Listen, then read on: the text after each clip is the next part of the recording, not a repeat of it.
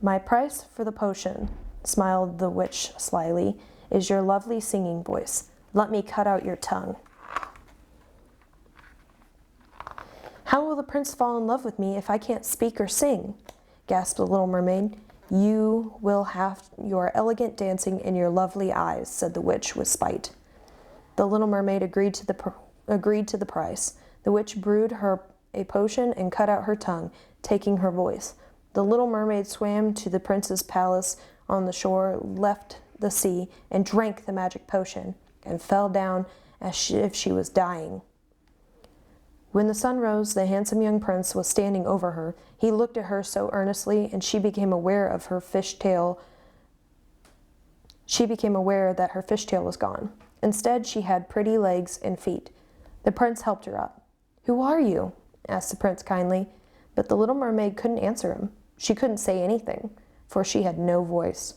He put out his hand, and she followed through every step, felt like treading on knives. He took her into the palace, and soon she was dressed in silk and muslin. When the palace musicians played, the little mermaid danced beautifully. Everyone was enchanted, especially the prince. Each step felt sharp and terrible to her. When the little mermaid felt lonely at night, she would go to the edge of the sea and call out for her sisters, who bobbed in the water. She missed them very much, but she was happy that she could see the prince every day. Time passed. The little mermaid and the prince went everywhere together. But though the little mermaid loved the prince more and more, he thought of her only with fondness. "You are special to me," he said to her, "because you remind me of a young girl I met once. I was in a ship that was wrecked, and the waves cast me ashore near a shelter. The young girl found me and saved my life. She is the only one I could love, but I cannot take her from her home." Ah, he does not know who truly saved his life, thought the little mermaid, and this made her sad. One day, the prince came to her with some news. "We're going on a sea voyage," he exclaimed.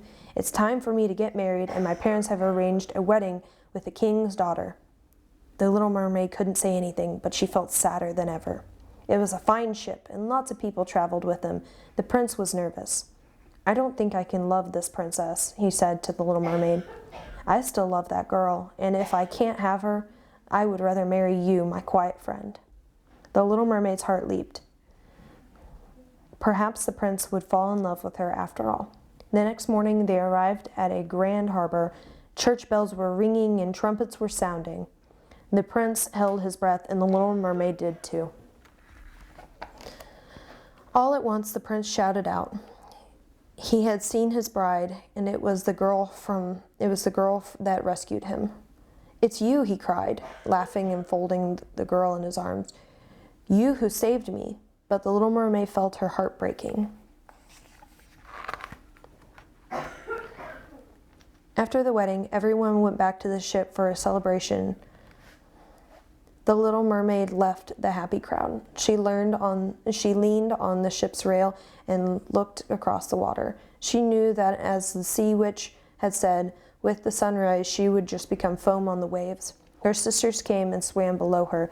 Their long hair had been cut off. "We have given the sea witch our hair," they said, "in exchange for this knife. Kill the prince with this knife, and when his blood drips on your feet, they will turn back into a tail, and you will become a mermaid again. Hurry, do it before the sunrise. Return to us. Either you or he must die." The prince was asleep with his new bride. The little mermaid pulled back the crimson curtain around their bed. She bent down and kissed his head. The sky was growing lighter. The sun would soon appear. She lifted the knife above the prince and trembled. She could hear her sister's words, "Either you or he must die. Either you or he must die." She took a breath and then threw the knife with all her strength over the ship's rail into the water. The first rays of the sunlight cut across the waves, and the little mermaid dived into the sea. It seemed she was dissolving into simple white foam, as she had known she must. But then she felt different. Instead of becoming foam, she rose through the air towards the dawn stars. She blew kisses to the sleeping prince and his bride. She didn't have a human soul, but something of her goodness lived in the sparkling sunlight above the sea.